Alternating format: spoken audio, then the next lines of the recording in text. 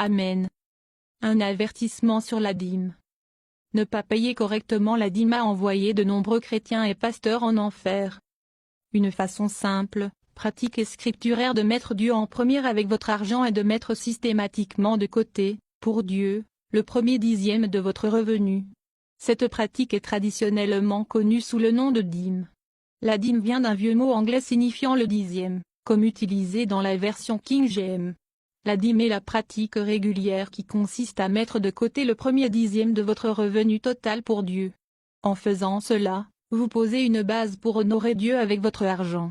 Pourquoi le non-paiement de la dîme enverra un chrétien en enfer? Un chrétien qui refuse de payer la dîme finira-t-il au paradis ou en enfer? Ce sont les faits qui ont été démontrés qui m'ont incité à prendre le paiement de la dîme très au sérieux. Je me souviens qu'il y a quelques années, je suis entré en contact avec les révélations divines sur le ciel et l'enfer, et j'ai été consterné de constater que le non-paiement de la dîme peut effectivement envoyer un chrétien en enfer. Cependant, dans cette dernière leçon de notre enseignement sur la raison et l'importance du paiement de la dîme, je vais présenter quelques-unes de ces révélations et rencontres divines, avec des preuves et des évidences, que le non-paiement de la dîme peut lier quelqu'un à la damnation éternelle de l'enfer, indépendamment des titres ecclésiastiques que cette personne peut revendiquer. Voici les témoignages de témoins des tourments de l'enfer pour les chrétiens qui ne payaient pas leur dîme. Premier témoin. Sœur Laura Ouama, Indonésie. La première rencontre de la révélation divine du ciel et de l'enfer des chrétiens qui ont été envoyés en enfer pour avoir désobéi en ne payant pas la dîme est tirée du témoignage de Sœur Laura Ouama. Laura Ouama, Lala, est une jeune fille de 12 ans originaire d'Indonésie qui, au début, avait un fort désir de voir Jésus-Christ en personne, depuis qu'elle était à l'école maternelle jusqu'à l'âge de 12 ans. L'Esprit du Seigneur est venu à elle et a emmené son esprit à la rencontre de Jésus. Ce qu'elle a entendu et vu, c'est une histoire vraie, ni plus ni moins. Voici un de ces récits. Nous avons marché à nouveau et j'ai vu une table avec un livre dessus et il était écrit adultère. J'ai vu des gens nus dans un lac de feu.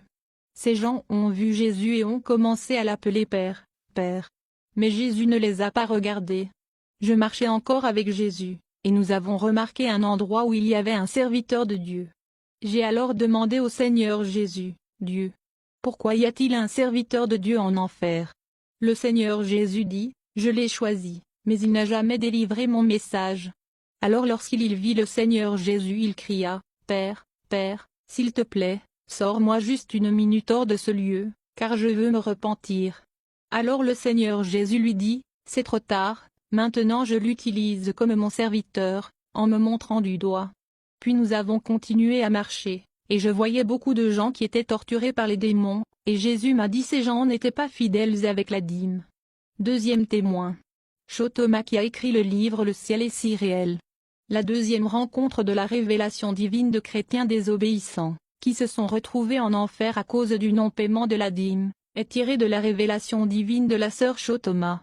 Cho Thomas était une femme de Dieu, qui incarnait ce que signifie mettre les choses importantes à la première place. Le Seigneur Jésus-Christ était véritablement la pierre angulaire de sa vie. Le niveau d'intimité que Cho a atteint avec le Seigneur reste aujourd'hui comme un précipice entre le ciel et la terre. Cho m'a dit, j'ai étudié de nombreuses personnes qui donnent la dîme et les offrandes, notamment mon fils, ma fille et mes amis. Ceux qui donnent la dîme et font des offrandes ont des vies qui sont continuellement bénies dans tous les domaines. À l'inverse, ceux qui ne payaient pas la dîme, même s'ils vont à l'église et font beaucoup de choses pour l'œuvre de Dieu, on constate souvent que leurs vies ne sont jamais vraiment bénies et qu'ils ont continuellement des problèmes. Le Seigneur est très mécontent des croyants qui ne paient pas la dîme.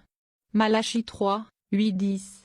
Le Seigneur m'a montré et dit clairement que quiconque ne paie pas la dîme ne verra pas sa face parce qu'il aime l'argent plus que lui.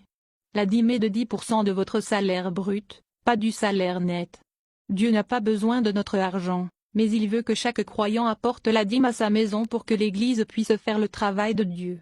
Les offrandes sont des dons d'amour pour les nécessiteux et un moyen de remerciement pour la maison de Dieu et les différents domaines du ministère. Toute œuvre de Dieu nécessite de l'argent. Quiconque est capable de faire ces choses, payer sa dîme, donner des offrandes, fidèlement, sera plus béni par le Dieu Tout-Puissant car il montre son obéissance et son amour. Ces deux choses sont des commandements très importants de Dieu. Si vous voulez vraiment être avec Jésus pour toujours au ciel et avoir une vie bénie pendant que vous êtes sur cette terre,